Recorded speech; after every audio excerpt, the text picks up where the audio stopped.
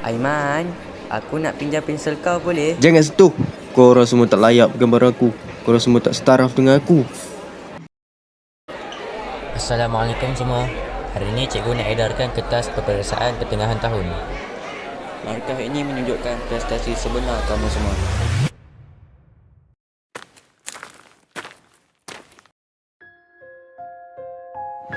Haish.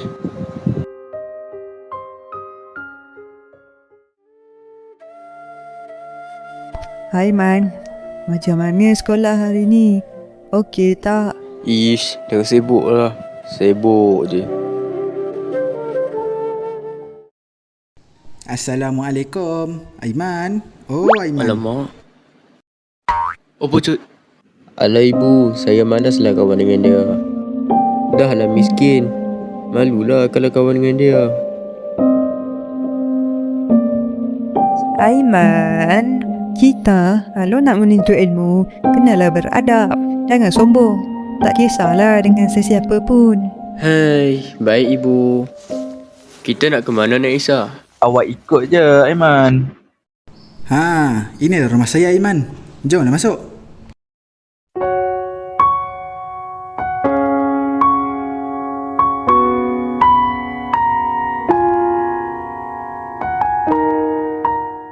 Mak dan ayah awak kerja apa? Mak saya dah tak ada dah. Ayah saya pula kerja kutip sampah.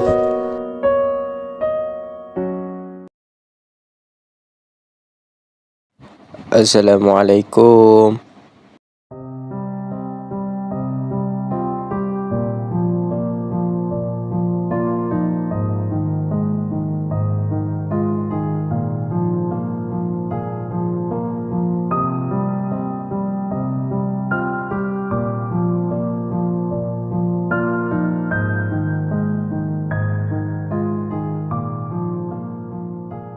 Sekarang aku faham.